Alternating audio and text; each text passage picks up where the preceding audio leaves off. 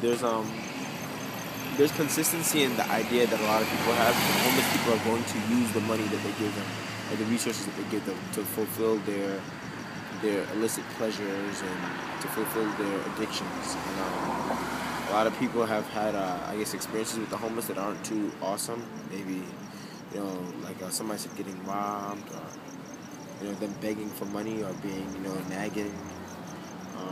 Some people don't care. Some people care but don't feel like they should do anything personally.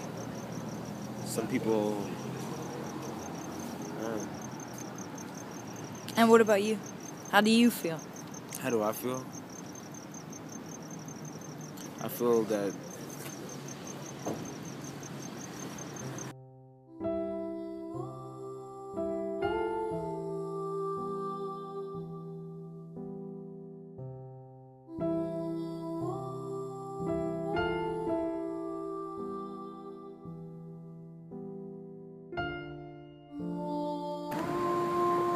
Last October, when the Orlando Sentinel was sold as part of the Chicago Tribune deal, who owns them, me and a lot of people who were getting close to our retirements were turned loose. Wow. I had 10 months to go to qualify for my 20-year pension. Oh, man. That is now gone. And this past February, Bank of America took my home.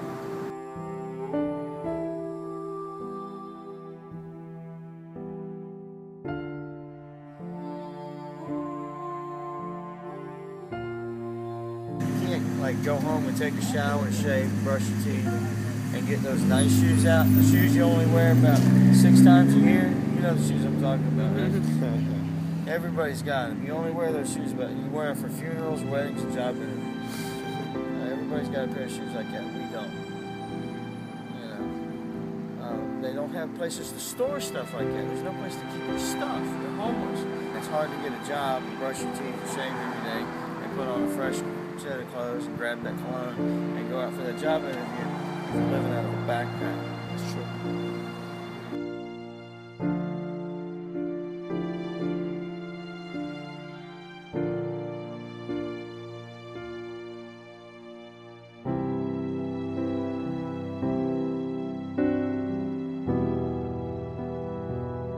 Yeah, I got trespassed for being crazy. But if you go to sleep down there? No, that's not allowed. No, you go to sleep down there, you're trespassed for a year. Right. You go to the library, you go to sleep in the library, you get trespassed for a year. They got a couple of places, but let me tell you, there's murder today. Went to Salvation Army. Yeah, I'll go to the Salvation Army and take a shower. You can take a shower there. Here I take showers on a Sunday. I always make sure I take a shower. Today, it took an hour just for me to get into a shower with 9 women. And then they got like 30, 40 guys waiting to go too.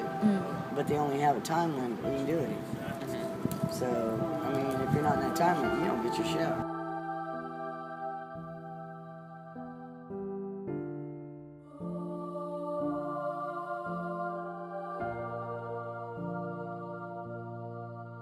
What's the main thing that somebody can give you that you would appreciate?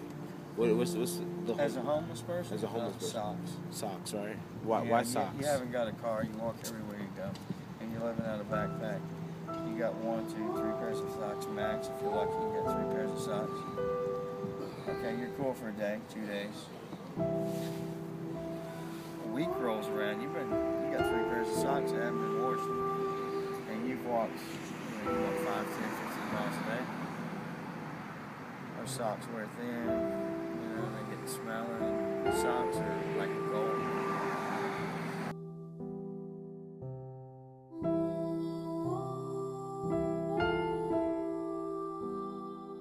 In this city, people will do everything they can not to acknowledge that these people exist. Pass you right by. They will do.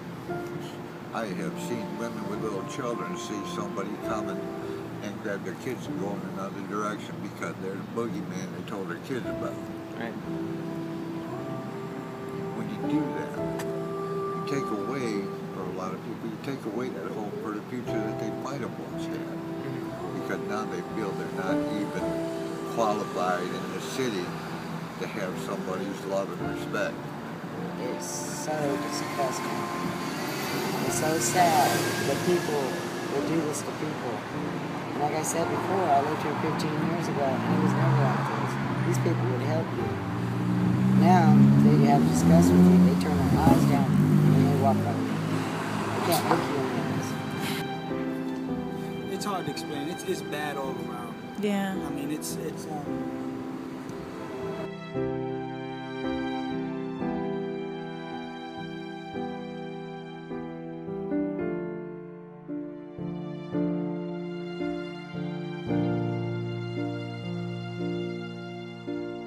He's taking care of that. I mean, he's, you know, God won't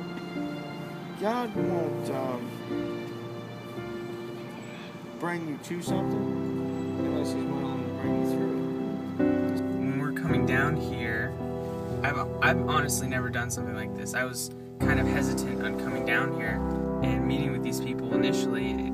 It completely wipes away your stereotype.